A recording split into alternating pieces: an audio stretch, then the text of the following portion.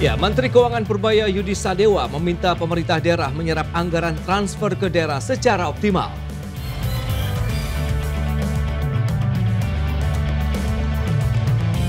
DPR meminta pemerintah segera terbitkan Perpres tata kelola program makan bergizi gratis.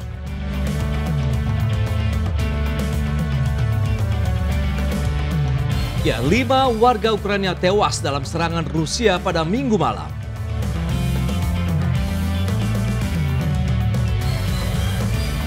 Dan pemirsa, selain informasi utama tadi, sejumlah berita terupdate lainnya akan kami hadirkan. Ya, dan juga bisa menyaksikan kami live streaming di idxchannel.com. Saya Prasetyo Wibowo. Dan saya Rosalyn Chiu. Pemirsa, inilah Prime Market Highlight.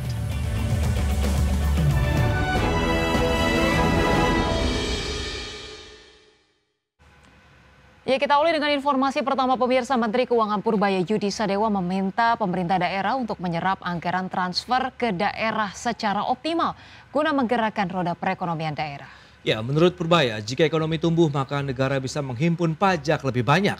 Dan jika pendapatan negara bertambah, alokasi anggaran belanja untuk transfer ke daerah juga berpotensi meningkat. Ya, Purbaya berencana akan mengambil langkah tegas jika Pemda tidak kunjung mampu menggunakan anggarannya untuk pembangunan di daerah masing-masing.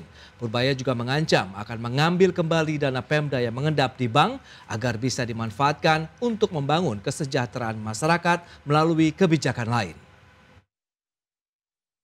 Nanti kita lihat ke depan seperti apa. Kalau dalam triwulan pertama atau 2 tahun depan ekonominya membaik dan uang cair lebih banyak daripada sebelumnya, mungkin sebagian saya akan transfer kembali ke daerah. Jadi ekonomi di daerah sebetulnya uangnya nggak berkurang, malah ditambah secara net ya. Tapi kan biasa daerah kan pemerintah pengen jalanin sendiri. Jadi mereka masih belajar juga. Pemirsa, Kementerian Keuangan mendorong pemerintah daerah untuk mempercepat penyaluran belanja demi mendorong stimulus bagi perekonomian daerah.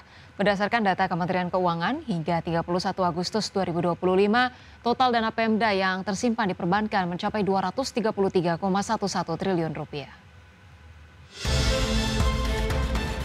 Kementerian Keuangan terus mendorong realisasi belanja pemerintah daerah untuk mempercepat stimulus bagi perekonomian daerah. Dirjen Perbendaharaan Kementerian Keuangan Astra Primanto Bakti menjelaskan bahwa percepatan belanja penting untuk meningkatkan efektivitas APBD sekaligus menjaga momentum pertumbuhan ekonomi nasional di tengah tekanan global. Berdasarkan data Kementerian Keuangan, hingga 31 Agustus 2025, total dana Pemda yang tersimpan di perbankan mencapai 233,11 triliun rupiah. Astra menjelaskan kondisi ini sebagian besar disebabkan oleh siklus perencanaan dan pelaksanaan anggaran, di mana proses penyusunan dilakukan pada September-Oktober tahun sebelumnya, dan kontrak kegiatan baru berjalan efektif sekitar April tahun ini. Akibatnya realisasi belanja baru meningkat signifikan pada triwulan akhir tahun. Baru dimulai itu sekitar bulan 4, jadi bulan April, ya itu baru kontrak tuh, ya. Nah kemudian direalisasi biasanya mulai cepat di 3 bulan terakhir, ya, sehingga dengan siklus ini uang-uang yang udah dibayar ini kan terakumulasi nih, ya, sisa tahun sebelumnya masuk lagi, ada tambahan lagi DAU, paling nggak yang blok-grand, ya. Nah ini berkumpul lah di BPD itu. Astra mengingatkan jika dana APBD tertahan di Bank Pembangunan Daerah, maka akumulasi dana ini menyebabkan saldo kas daerah tampak tinggi dan tak dapat mendorong perekonomian. Adapun sebaran dana Pemda di perbankan per Agustus 2025 tercatat paling besar di wilayah Jawa dengan 119 Pemda, yakni mencapai 84,77 triliun atau 36,37% dari total dana mengendal.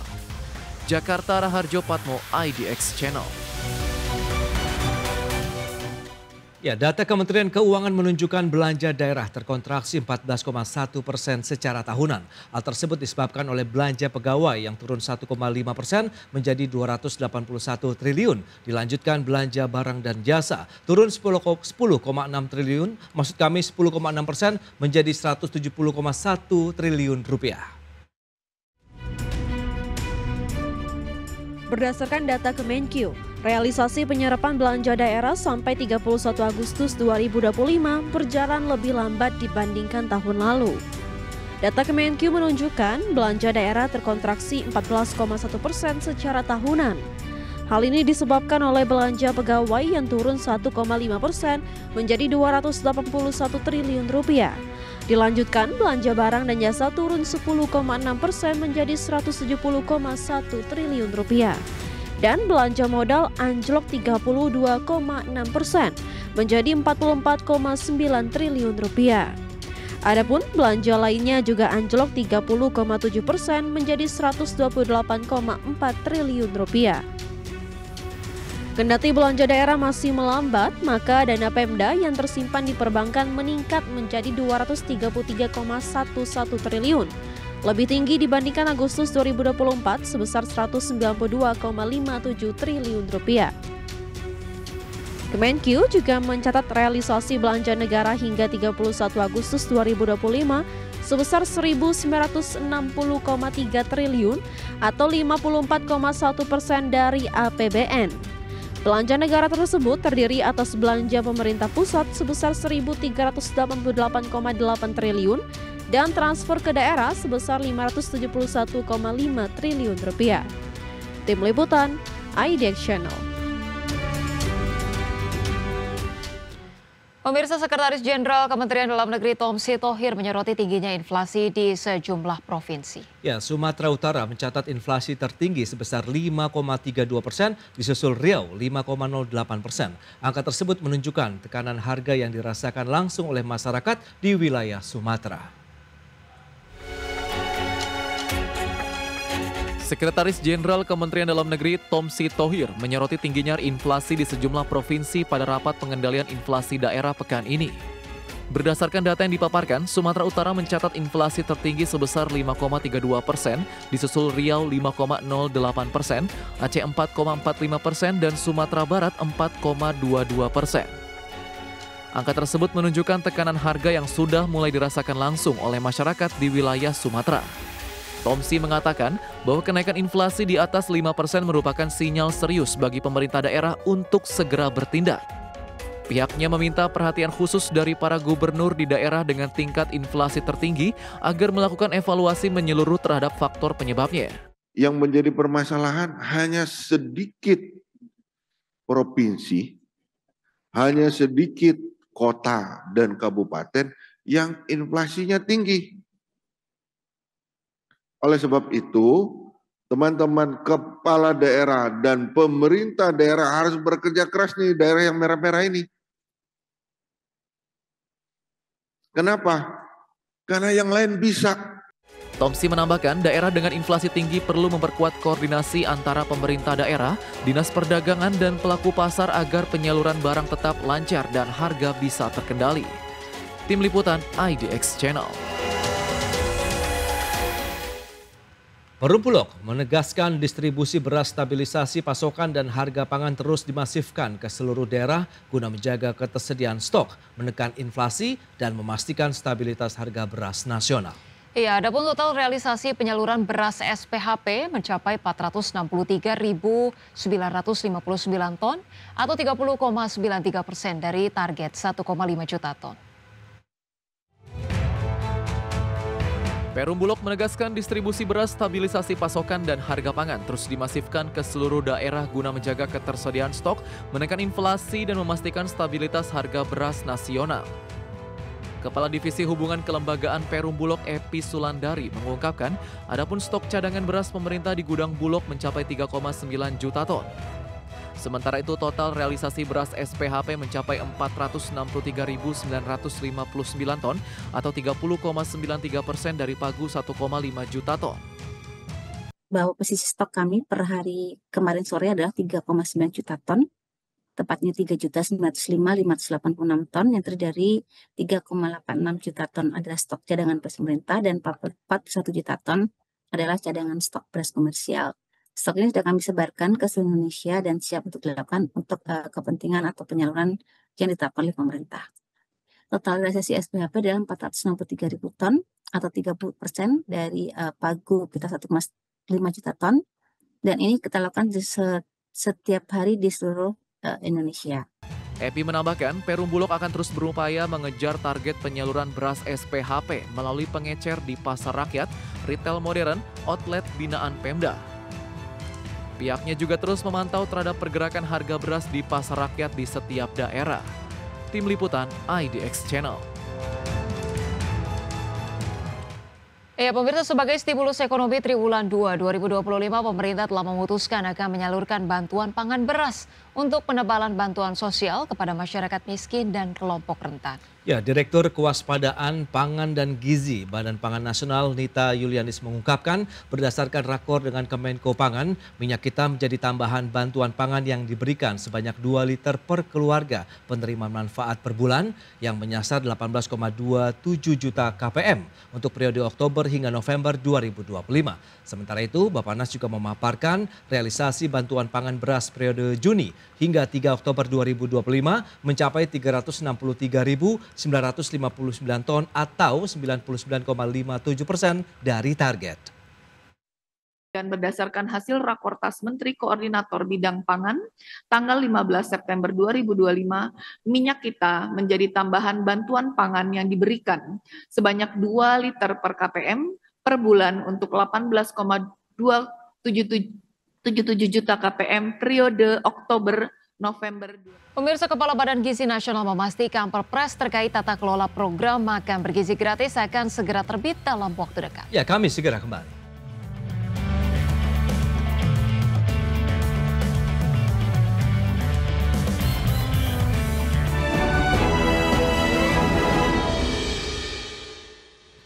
Ya, pemirsa, kasus keracunan menu makanan dalam program makan bergizi gratis yang terjadi di berbagai daerah membuat resah masyarakat. Ya, oleh sebab itu Presiden Prabowo dalam waktu dekat segera menerbitkan peraturan presiden atau Perpres khusus tata kelola pelaksanaan program makan bergizi gratis.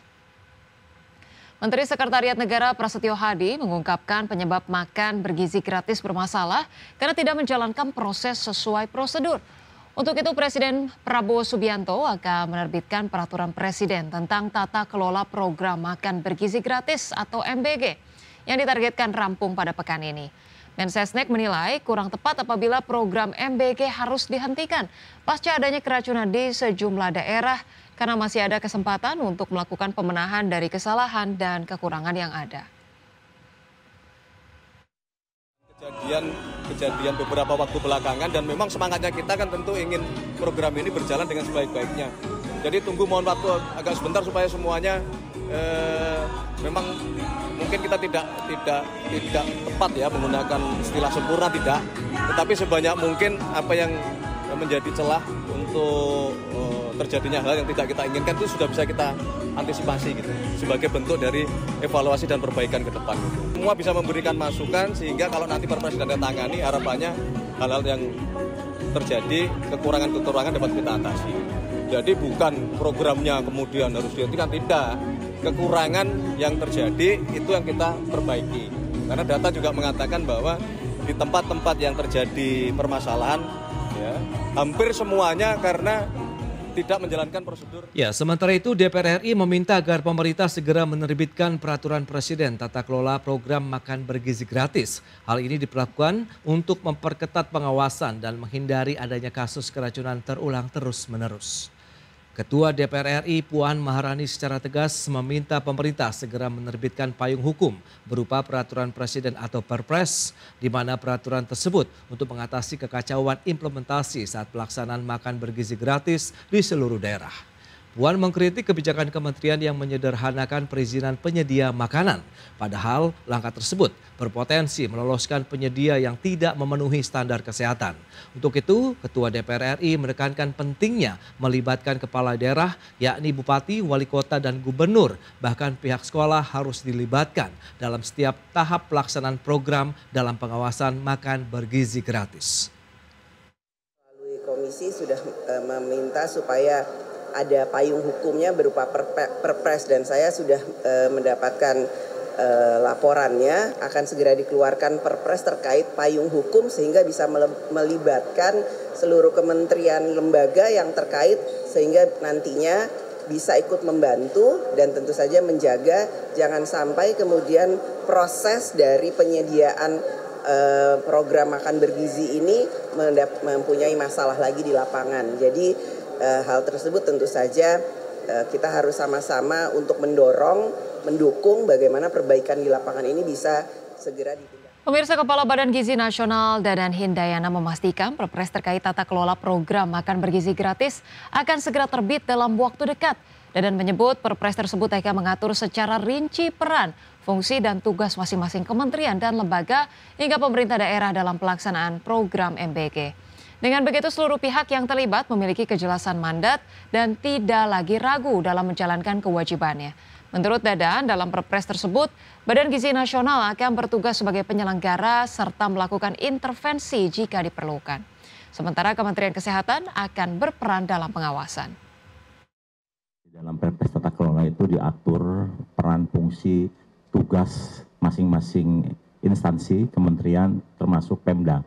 Jadi di situ akan terlihat bahwa BGN tugasnya penyelenggara, melakukan intervensi, kemudian pengawasan itu tugasnya Kementerian Kesehatan, kemudian penyaluran kepada ibu hamil menyusui nanti bersama-sama dengan Kementerian Kependudukan dan Pembinaan Keluarga, kemudian pemerintah daerah menyiapkan infrastruktur pembina peternak, petani nelayan wilayah masing-masing, Kementerian Pertanian meningkatkan produksi pertanian, KKP ikan dan sebagainya.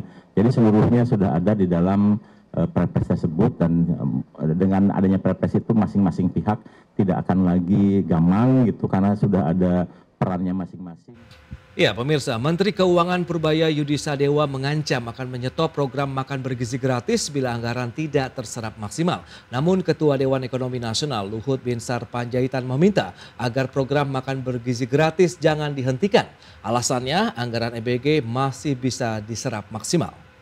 Dirjen Perbendaharaan Kementerian Keuangan Astera Primanto Bakti menegaskan bahwa pihaknya terus mendorong percepatan realisasi anggaran program makan bergizi gratis sejak Agustus 2025.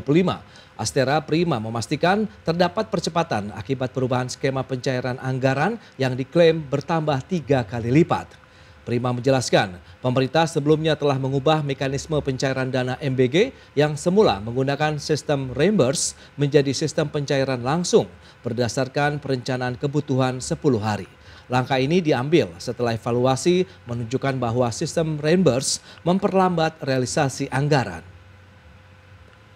Ini Juli, Agustus. Terus Agustus ke September ini naik 3 kali lipat. Kenapa? Dari bulan Agustus ke September tuh naik 3 kali lipat realisasinya. Ya, makanya ini good newsnya ya. Jadi ini berarti proses yang ada di BGN sudah. Ya, sementara itu pemirsa, berdasarkan data Kementerian Keuangan hingga 8 September 2025, realisasi anggaran makan bergizi gratis sudah mencapai 13 triliun rupiah. Ya, jumlah tersebut sekitar 18,3% dari total pagu 71 triliun rupiah.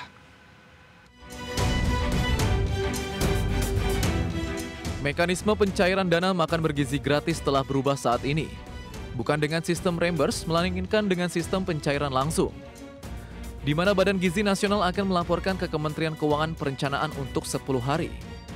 Setelah disampaikan, Kementerian Keuangan kemudian akan mencairkan anggaran untuk kebutuhan selama 10 hari tersebut. Dalam catatan Kementerian Keuangan, realisasi anggaran program makan bergizi gratis hingga 8 September 2025 telah mencapai 13 triliun rupiah atau 18,3% dari pagu APBN sebesar 71 triliun rupiah. Kepala BGN Dadan Hindayana melaporkan, hingga Jumat 26 September 2025, anggaran MBG yang telah terserap bertambah menjadi 19,3 triliun rupiah.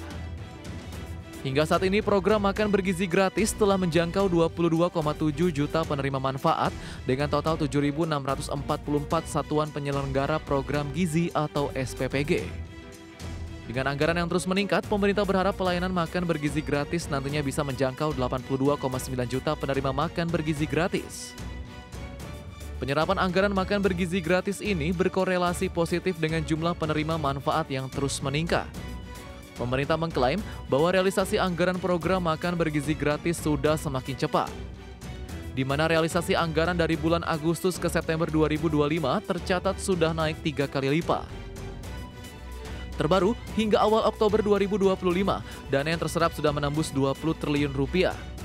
Angka ini digunakan untuk melayani sekitar 30 juta penerima dan melibatkan sekitar 13.000 satuan pelayanan pemenuhan gizi. Dari Jakarta, Raharjo Patmo, IDX Channel. Presiden Prabowo memerintahkan pendataan dan pengecekan konstruksi bangunan pesantren di seluruh Indonesia. Ya pemirsa, jangan kemana-mana, informasi yang kami hadirkan usai jeda berikut ini.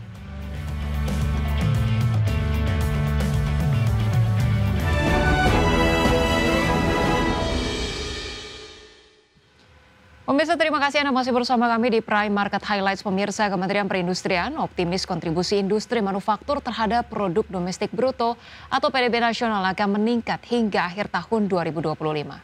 Ya, keyakinan ini didasari oleh daya tahan atau resiliensi para pelaku industri dalam negeri yang semakin menguat. Ya, Menteri Perindustrian Agus Gumiwang Kartasasmita menyampaikan optimisme bahwa kontribusi sektor industri manufaktur terhadap produk domestik bruto atau PDB nasional semakin menguat hingga akhir tahun 2025. Hal ini dipandang sejalan dengan target rasio kontribusi industri pengolahan manufaktur domestik terhadap PDB pada tahun 2026 mencapai 18,66%.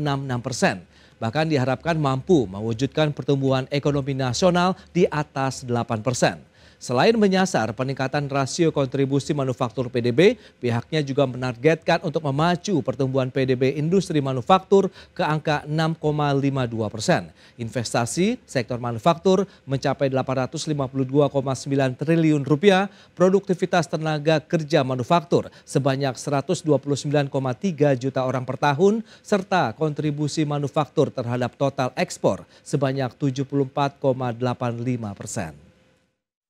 Kontribusi manufaktur terhadap PDB itu akan semakin lama semakin naik, bukan hanya karena optimisme dari resiliensi manufaktur, kan, selama ini sudah terbukti, tetapi juga karena ada cara menghitungnya ya, yang selama ini masih tercecer, yang masih belum masuk ke dalam kantong manufaktur, itu nanti akan dikonsolidasikan. Jadi betul-betul kita semakin lama semakin precise, semakin tepat terhadap angka. Ya. Pemirsa, pelaku usaha tanah air yang tergabung dalam Indonesian Houseware Association atau IHA ini mendorong industri peralatan rumah tangga naik kelas. Ya, salah satunya dengan adanya standarisasi produk yang diatur pemerintah sehingga mampu berdaya saing dengan produk impor. Pelaku usaha yang tergabung dalam Indonesian Houseware Association atau IHA mendorong industri peralatan rumah tangga atau Houseware Indonesia terus berupaya naik kelas. Salah satunya dengan membangun ekosistem yang terintegrasi, yakni kolaborasi antara produsen lokal, pemerintah, distributor hingga pasar global. Ketua IHA, Syamsu Fajar menyebut ekosistem ini sangat krusial untuk menciptakan industri housewares yang sehat dan berdaya saing tinggi baik perusahaan besar maupun UMKM. Ya, tantangan mungkin untuk asosiasi ini tantangannya adalah membantu pemerintah supaya bagaimana bisa menyusun regulasi yang baik dalam segi houseware ini. Sementara itu, Direktur Utama Homco Victoria Makmur Tbk, Elis Kiswoto menilai salah satu langkah menjaga produk dalam negeri yakni dengan menggelar pameran berskala internasional agar pelaku usaha besar hingga UMKM dapat melihat langsung benchmark produk global, belajar inovasi desain dan kemasan, serta membangun jejaring dengan buyer dan distribusi internasional. 2025 ini sama seperti produsen lain ya, jadi kita pasti ada tantangan bahwa daya beli melemah juga pasti ada, terus kurs yang tidak menentu dan cenderung untuk melemahnya rupiah itu juga pengaruh juga, karena bahan baku kami semuanya pasti pakai acuan harga internasional. Penjualan industri peralatan rumah tangga di Indonesia diproyeksikan mencapai 19,81 miliar dolar Amerika Serikat di 2025 dengan pertumbuhan tahunan sebesar 5,91% hingga 2030. Jakarta, Adi Firmansyah, IDX Channel. Pemirsa, Presiden Prabowo Subianto ini memerintahkan untuk dilakukan pendataan dan pengecekan konstruksi bangunan setiap pondok pesantren yang ada di Indonesia. Hal ini sebagai bentuk evaluasi usai kejadian terkait dengan robohnya bangunan Ponpes Al-Kozini yang menimbulkan puluhan korban jiwa di Sidoarjo, Jawa Timur.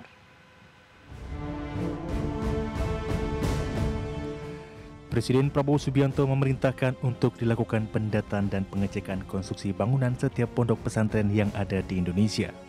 Hal ini sebagai bentuk evaluasi usai kejadian robohnya bangunan Ponpes Al-Kozini yang menimbulkan puluhan korban jiwa di Sidoarjo, Jawa Timur.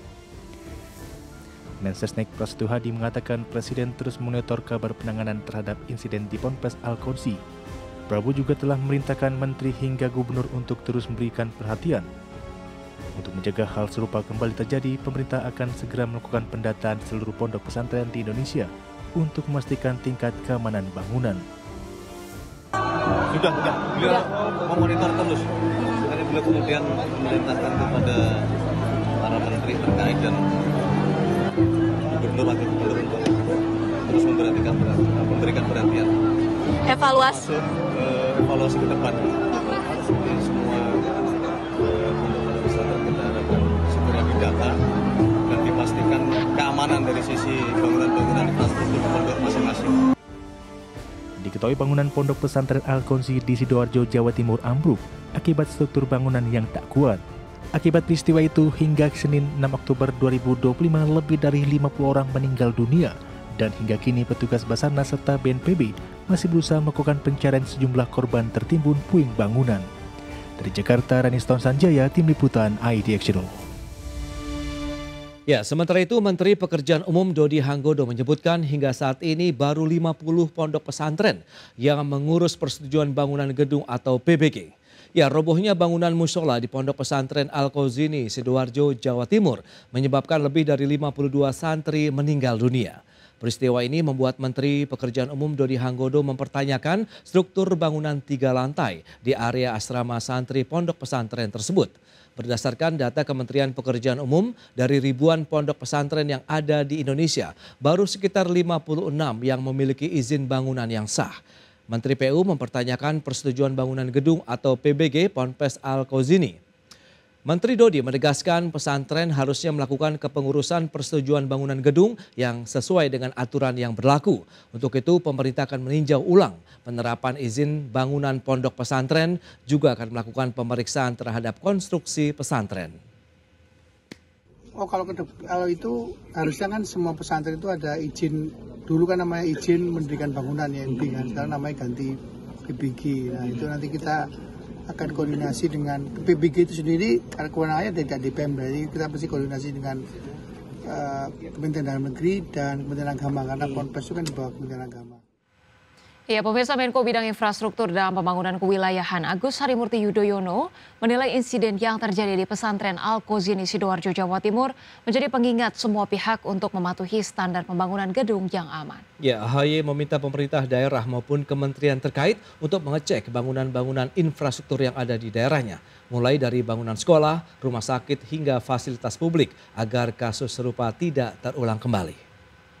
Benar-benar mematuhi standar konstruksi pembangunan fisik. Janganlah kemudian sampai ini memakan korban dimanapun, ya, dimanapun.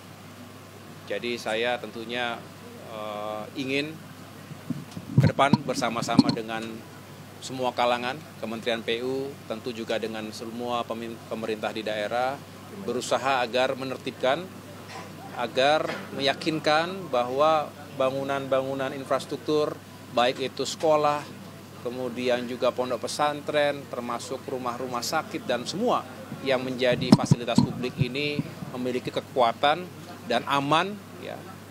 Jangan sampai kita abai, tidak mematuhi. SOP itu ada karena memang sudah menjadi hasil riset dan terbukti. Mari sama-sama kita kawal. Pemirsa, proposal gencatan senjata disetujui oleh pasukan Israel. Pemirsa, jangan kemana-mana, informasi yang kami hadirkan sesaat lagi.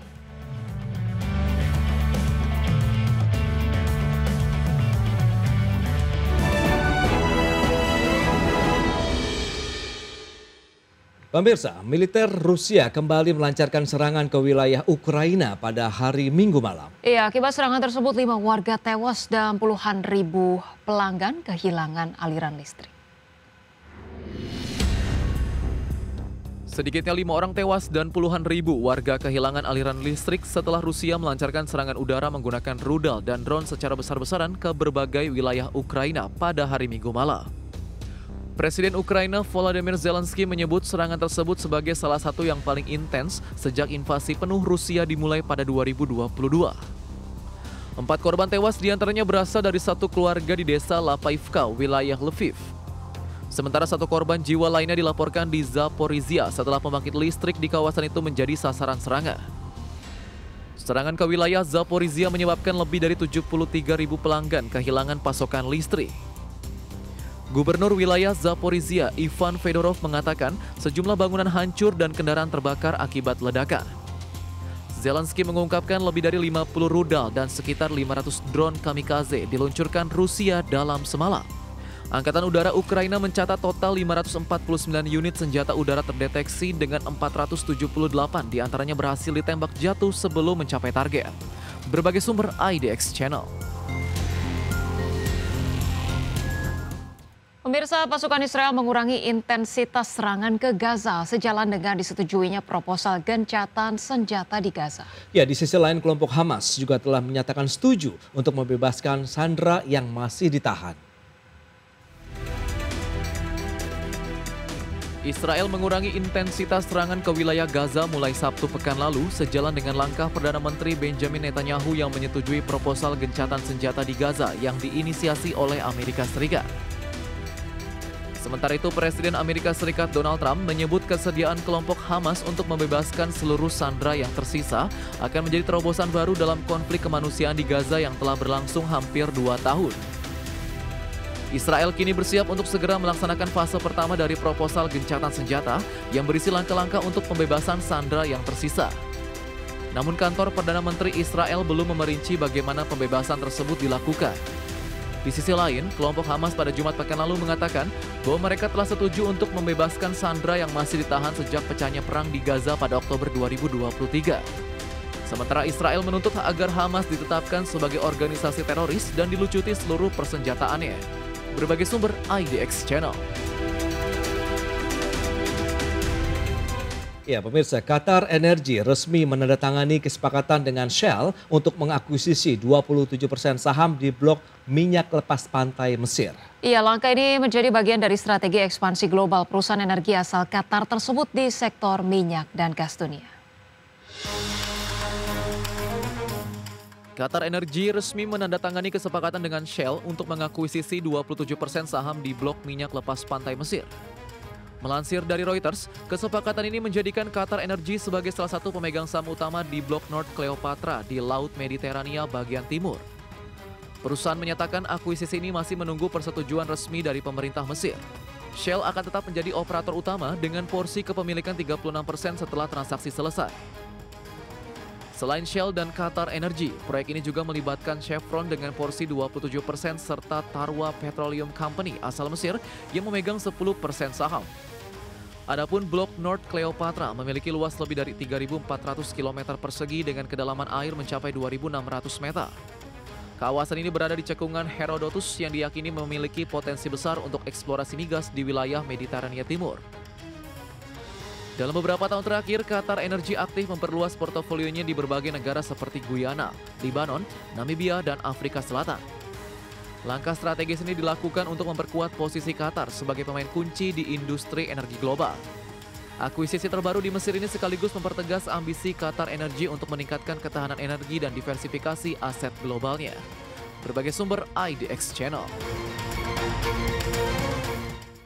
Pemirsa, pemerintah Arab Saudi kini memperkenankan semua jenis visa untuk dapat melaksanakan ibadah umroh. Ya, langkah ini mencerminkan komitmen berkelanjutan Kerajaan Arab Saudi untuk memfasilitasi kedatangan umat muslim dari seluruh dunia. Kementerian Haji dan Umroh Arab Saudi pada hari ini menegaskan bahwa pemegang semua jenis visa dapat menunaikan ibadah umroh selama berada di wilayah Kerajaan Arab Saudi. Langkah ini merupakan bagian dari upaya untuk menyederhanakan prosedur pelaksanaan umroh serta memperluas akses terhadap pelayanan dalam sistem haji dan umroh. Kementerian Haji dan Umroh Arab Saudi menjelaskan, visa yang dimaksud mencakup visa kunjungan pribadi dan keluarga, visa turis elektronik, visa transit, visa kerja, serta jenis visa lainnya. Langkah ini mencerminkan komitmen berkelanjutan Kerajaan Arab Saudi untuk memfasilitasi kedatangan umat muslim dari seluruh dunia guna menunaikan ibadah mereka dengan mudah dan tenang. Selain itu, kementerian juga menyebutkan bahwa pihaknya baru-baru ini meluncurkan platform nusuk umroh bagi siapapun yang ingin menunaikan umroh secara langsung. Platform ini memungkinkan pengguna untuk memilih paket yang sesuai dan mengurus izin umroh secara elektronik dengan mudah. Kementerian Arab Saudi menegaskan bahwa kemudahan-kemudahan ini mencerminkan kepedulian pemerintah penjaga dua masjid suci dan yang mulia putra mahkota dalam mendukung umat muslim agar dapat berziarah ke dua masjid suci, yakni Masjidil Haram dan Masjid Nabawi. Berbagai sumber IDX Channel. Ya, pemirsa, pemerintah China meminta Amerika Serikat untuk memperlonggar aturan keamanan nasional. Ya, permintaan tersebut ditujukan untuk mendorong investasi teknologi asal China secara besar-besaran di Amerika Serikat. Pemerintah China dikabarkan mendesak pemerintahan Presiden Amerika Serikat Donald Trump untuk mencabut kebijakan pembatasan keamanan nasional demi mendorong investasi China di Amerika Serikat. Dan sebagai tindak lanjut dari permintaan tersebut, China pun menawarkan paket investasi besar-besaran ke Amerika Serikat. Selain itu, negosiator pemerintah China juga meminta Amerika Serikat menurunkan tarif impor bahan baku yang digunakan oleh pabrik-pabrik investor asal China yang dibangun di Amerika Serikat. Sebelumnya proposal ini dibahas dalam perundingan dagang di Madrid bulan September lalu. Dan selama pertemuan tersebut, kedua belah pihak mencapai kesepakatan kerangka kerja untuk mempertahankan operasional raksasa media sosial asal China, TikTok, di Amerika Serikat. Negosiator perdagangan senior China, Li Changgang, mengatakan kepada wartawan bahwa Amerika Serikat telah menyatakan kesediaannya untuk bekerja sama dengan China untuk menuju tujuan yang sama dalam hal mengurangi hambatan investasi dan mempromosikan kerjasama yang relevan di bidang perdagangan dan ekonomi. Berbagai sumber IDX Channel. Ya, Renov berencana memangkas sekitar 3.000 karyawan secara global. Ya, pemirsa, jangan kemana-mana karena informasi yang akan kami hadirkan usai jeda berikut ini.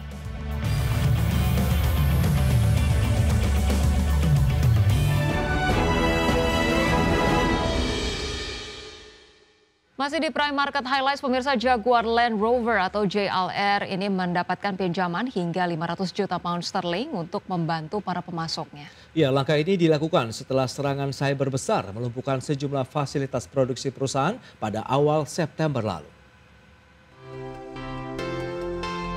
Jaguar Land Rover atau JLR mendapatkan pinjaman hingga 500 juta pound sterling untuk membantu para pemasoknya.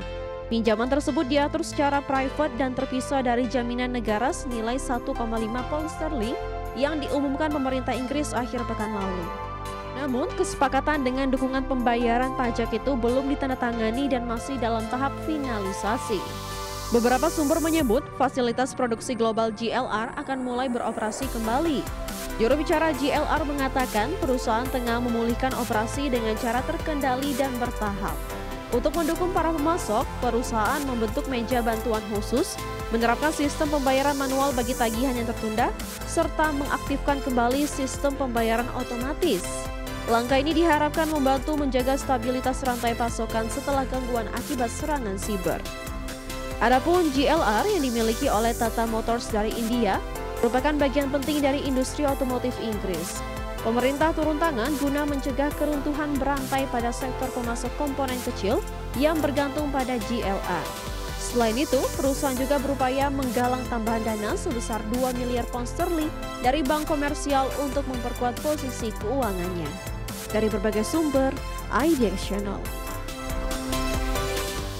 Ya, pemirsa, produsen mobil Stellantis berencana menanamkan investasi besar di Amerika Serikat senilai 10 miliar dolar Amerika Serikat. Investasi ini menjadi langkah ekspansi terbesar perusahaan Prancis, Italia, Amerika tersebut dalam beberapa tahun terakhir. Produsen mobil Stellantis berencana menanamkan investasi besar di Amerika Serikat senilai sekitar 10 miliar dolar Amerika Serikat. Di mana Stellantis diperkirakan akan mengumumkan investasi baru sekitar 5 miliar dolar Amerika Serikat dalam waktu dekat. Jumlah tersebut akan melengkapi komitmen serupa yang telah dialokasikan pada awal tahun ini. Investasi akan difokuskan pada pengembangan pabrik, perekrutan tenaga kerja, serta peluncuran model kendaraan baru di negara bagian Illinois dan Michigan. Sebelumnya pada bulan Juli lalu, Stellantis memperkirakan kerugian hingga 1,5 miliar euro akibat tarif impor Amerika Serikat pada tahun ini. Meski begitu, CEO Antonio Filosa menegaskan perusahaan berkomitmen meluncurkan kendaraan baru untuk kembali menarik konsumen setelah penurunan penjualan sepanjang 2024.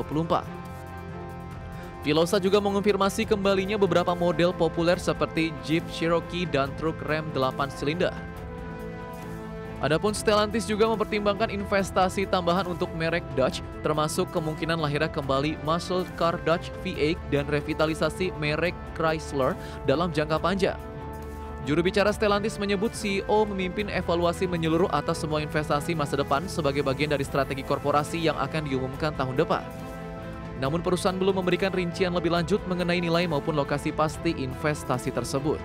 Berbagai sumber IDX Channel. Pemirsa, produsen mobil asal Prancis Renault berencana untuk memangkas sekitar 3.000 karyawan secara global. Keputusan ini dipicu oleh kondisi pasar otomotif yang melemah dan tekanan persaingan global yang kian membesar. Produsen mobil asal Prancis, Renault, berencana memangkas sekitar 3.000 karyawan melalui program pengunduran diri sukarela. Langkah ini menyasar staf di bidang pendukung seperti sumber daya manusia, keuangan, dan pemasaran dalam upaya penghematan biaya yang disebut program Arrow. Langkah penghematan ini diperkirakan berdampak pada pegawai di kantor pusat Renault yang berada di Boulogne-Billancourt, pinggiran kota Paris, serta beberapa lokasi lain di dunia. Keputusan final diperkirakan akan diambil sebelum akhir tahun 2025. Melansir Investing, pihak Renault mengonfirmasi bahwa perusahaan sedang mempertimbangkan langkah penghematan biaya, namun belum ada angka pasti yang ditentukan. Juru bicara Renault menyatakan perusahaan sedang meninjau cara untuk menyederhanakan operasi, mempercepat eksekusi dan mengoptimalkan biaya tetap di tengah kompetisi pasar otomotif global. Pada akhir tahun 2024, Renault mempekerjakan sekitar 98.636 karyawan di seluruh dunia. Perusahaan melaporkan kerugian bersih semester pertama sebesar 11,2 miliar euro atau sekitar 13 miliar dolar Amerika Serikat. Penurunan laba tersebut dipengaruhi oleh melemahnya pasar fun, biaya kendaraan listrik yang meningkat, dan persaingan yang semakin ketat. Chief Executive Officer baru Renault, Francois Provost, yang diangkat pada bulan Juli, menghadapi tantangan besar untuk memulihkan margin keuntungan dan mengembalikan peringkat kredit perusahaan ke level investment grade.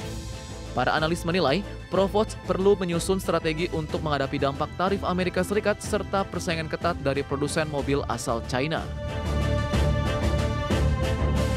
Berbagai sumber IDX Channel.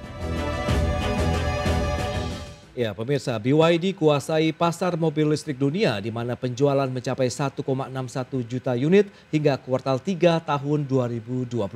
Ya, pencapaian ini mempertegas dominasi produsen asal China terhadap Tesla di pasar global. Produsen mobil listrik asal China, BYD, berhasil menjadi pemimpin pasar mobil listrik dunia hingga kuartal 3 tahun 2025. Dominasi BYD terwujud melalui penjualan yang mencapai 1,61 juta unit, mengalahkan Tesla dengan selisih 400.000 unit. Berdasarkan data dari Car News China, Tesla harus puas berada di urutan kedua dengan penjualan sebanyak 1,22 juta unit. Pada kuartal 3 tahun 2025, BYD mengirimkan 582.500 unit ke berbagai negara, meski turun 4% dari kuartal sebelumnya, namun naik 31,4% dibandingkan periode yang sama tahun lalu. Keunggulan BYD atas Tesla sudah terlihat sejak kuartal 4 tahun 2024. Dominasi ini terus bertahan hingga saat ini, menjadikan BYD pemimpin pasar mobil listrik dunia selama 4 kuartal berturut-turut. Lembaga riset Counterpoint memperkirakan BYD akan menutup tahun 2025 dengan pangsa pasar sebesar 15,7%. Apabila terwujud, BYD diperkirakan akan tetap menjadi produsen mobil listrik nomor 1 di dunia. Strategi harga produk yang lebih terjangkau menjadi salah satu kunci utama keunggulan BYD. Berbagai sumber IDX Channel. Dan pemirsa, berbagai informasi menarik lainnya akan kami hadirkan usai jeda berikut ini. Tetaplah bersama kami.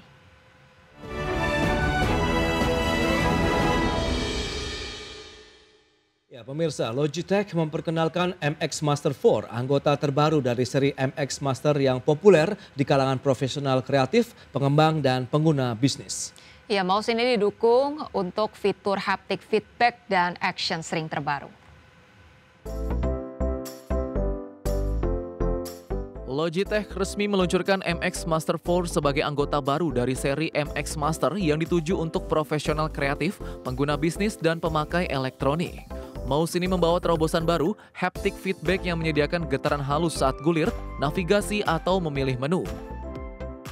Salah satu fitur unggulannya adalah Action String, layar digital yang didukung perangkat lunak Loggi Option Plus. Dengan Action String, pengguna dapat mengatur pintasan khusus untuk aplikasi seperti Photoshop, Excel, atau perintah lainnya yang sering digunakan. Logitech mengklaim fitur tersebut dapat memangkas waktu kerja hingga 33% serta mengurangi gerakan mouse berulang hingga 63%. MX Master 4 mengadopsi chip dan antena optimasi yang menjadikan konektivitasnya 2 kali lebih kuat dibanding generasi sebelumnya. Mouse juga menyediakan Logi Bolt USB-C dongle agar koneksi cepat dan stabil di laptop, desktop, atau tablet tanpa jeda. Di sisi desain, mouse ini terbuat minimal 48% dari plastik daur ulang pasca konsumen, guliran thumb wheel dari aluminium karbon rendah, dan baterai yang menggunakan kobalt daur ulang. Logitech MX Master 4 ditawarkan di Indonesia dengan harga Rp2,39 juta. Mouse ini sudah dapat dibeli mulai tanggal 30 September 2025 melalui Logitech Official Store dan mitra retail resmi dengan bonus langganan Adobe Creative Cloud selama 1 bulan. Berbagai sumber IDX Channel. Apple resmi menarik aplikasi pelaporan penampakan agen imigrasi Amerika Serikat dari App Store. Langkah ini diambil pemirsa setelah aparat penegak hukum menilai aplikasi tersebut menimbulkan resiko keamanan. Apple resmi menarik aplikasi pelaporan penampakan agen imigrasi Amerika Serikat atau ICE dari App Store, di mana aplikasi bernama IceBlock dan 2 aplikasi serupa ICE Immigration Alerts dan Kokui dihapus dari platform Apple dan Google Play. Jaksa Agung Amerika Serikat Pembodi menyebut IceBlock dirancang untuk membahayakan agen ICE dan menuntut agar aplikasi tersebut ditarik. Meski dihapus, pengguna lama masih dapat menggunakan aplikasi itu, tetapi tidak bisa mengunduh ulang dari toko aplikasi. Apple mengatakan keputusan penghapusan dilakukan setelah menerima laporan resmi dari penegak hukum terkait risiko keamanan aplikasi. Perusahaan menegaskan, App Store harus menjadi tempat yang aman dan terpercaya bagi pengguna. FBI sebelumnya melaporkan aplikasi serupa pernah digunakan oleh pelaku penyerangan terhadap fasilitas ICE di Dallas pada September lalu. Sementara itu, pencipta IceBlock, Joshua Aaron, membantah tuduhan bahwa aplikasinya berbahaya. Ia menegaskan fitur pelaporan dalam aplikasinya sama seperti fitur pelacak kecepatan di aplikasi peta populer, termasuk milik Apple sendiri. Adapun Aaron menilai keputusan Apple dan Google menandai bentuk tekanan politik terhadap kebebasan berekspresi yang dijamin Konstitusi Amerika Serikat. Berbagai sumber IDX Channel. Pemirsa, penyanyi P. Diddy dijatuhi vonis 4 tahun penjara dalam kasus perdagangan manusia untuk prostitusi. Ya, selain itu, Majelis Hakim Pengadilan Federal juga menjatuhkan vonis denda maksimal sebesar $500.000 Amerika Serikat kepada P. Diddy. Penyanyi beraliran rap Sean Diddy Combs alias P. Diddy akhirnya dijatuhi vonis 4 tahun penjara oleh Pengadilan Federal Amerika Serikat. Vonis tersebut dijatuhkan usai proses peradilan yang panjang dalam kasus perdagangan manusia untuk prostitusi. Vonis 4 tahun penjara terhadap P. Diddy dibacakan oleh Hakim Arun Subramanian di Pengadilan Federal Amerika Serikat. Hakim Arun Subramanian menjatuhkan vonis kepada P. Diddy untuk menjalani hukuman 4 tahun di penjara federal. Namun karena P. Diddy sudah lebih dari 1 tahun berada di balik jeruji selama proses hukum berjalan, maka ia akan mendapatkan pengurangan masa tahanan sebagai kredit waktu yang sudah dijalani. Hal ini berarti masa hukuman P. Diddy berpotensi lebih singkat. Meski demikian, majelis hakim tetap memastikan ia tidak bisa menghindari tanggung jawab hukum. Selain divonis penjara, rapper bernama asli Sean John Combs itu juga dijatuhi vonis denda maksimal $500.000 Amerika. Hakim Subramaniam mencatat bahwa denda ini melebihi pedoman, tetapi ia mempertimbangkan sangat besarnya sumber daya yang dimiliki oleh P. Diddy sehingga memungkinkan untuk melakukan kejahatannya. Berbagai sumber, iDex Channel. Iya, baik pemirsa, 60 menit sudah kami menemani Anda dalam program Prime Market Highlights. Ya, tetap perbarui terus informasi Anda hanya di iDex Channel, your trustworthy and comprehensive investment reference. Saya Prasetyo Wibowo dan rekan saya. Dan saya Rosalyn Chiu, pemirsa kami pamit undur diri. Terima kasih dan sampai jumpa.